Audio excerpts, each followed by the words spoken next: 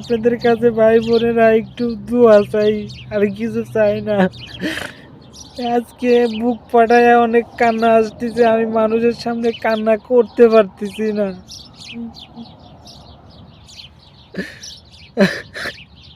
হয়তো ঘুম থেকে হয়তো ঘুমের থেকে উইটা দেখা লাগতো আমার সামনে লাশ।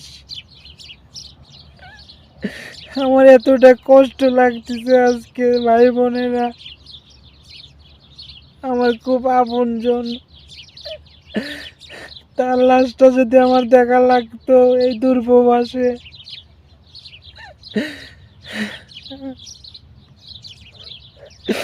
আল্লাহ, তুমি আমাদের প্রত্যেকটা প্রবাসীদেরকে তুমি ভালো রেখো আল্লাহ, সুস্থ রেখো, আয়াত দিও মালিক।